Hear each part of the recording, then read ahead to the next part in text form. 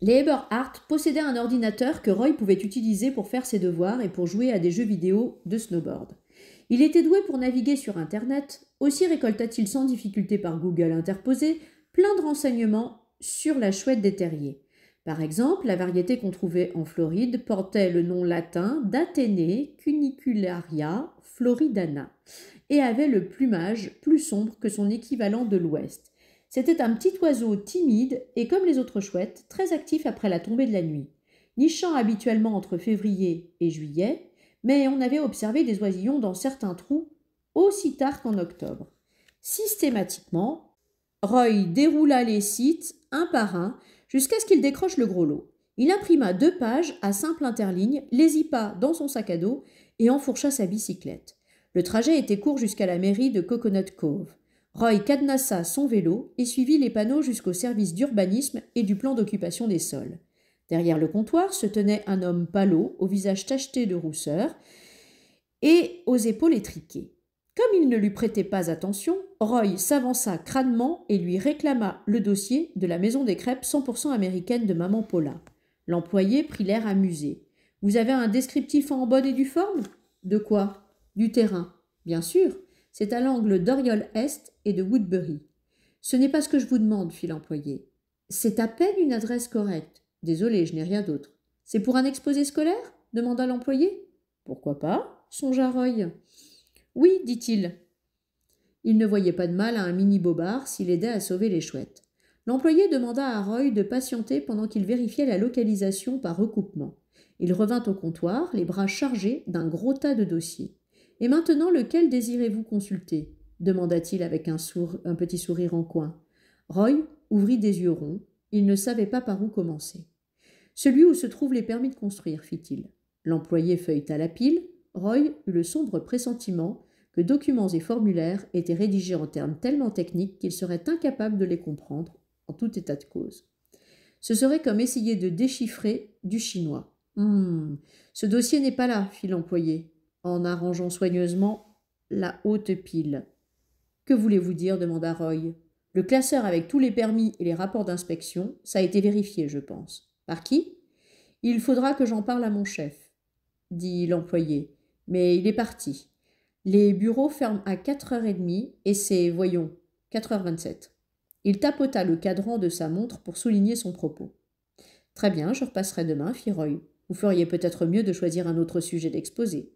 Le ton de l'employé était d'une politesse factice. Roy sourit sans se démonter. Non merci, monsieur. Il en faut plus pour me décourager. De la mairie, il roula jusqu'à la boutique de pêche et, avec l'argent de poche qui lui restait, acheta une boîte de grillons vivants. Un quart d'heure plus tard, il se faufilait dans la casse. Doigt de mulet n'était pas terré dans la camionnette de crème glacée, même si son sac de couchage tout froissé était encore là. Roy patienta quelque temps, mais, sans clim, il faisait une chaleur insupportable et poisseuse à l'intérieur.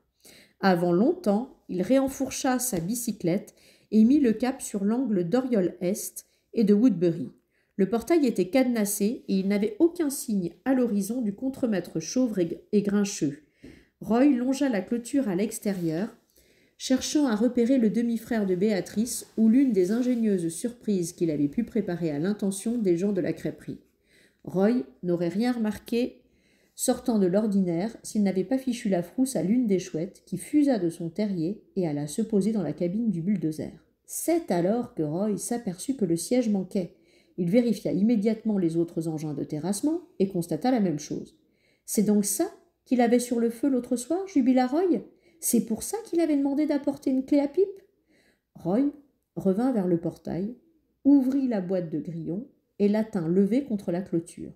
L'un après l'autre, les insectes sautèrent hors de leur abri et bondirent à travers les mailles du grillage avant d'atterrir sur le sol. Roy avait bon espoir que les chouettes les trouveraient quand elles sortiraient de leur trou pour le souper. Il aurait dû sans doute partir au premier coup de klaxon, mais il n'en fit rien. Accroupi, il attendit patiemment que le dernier petit grillon ait évacué la boîte.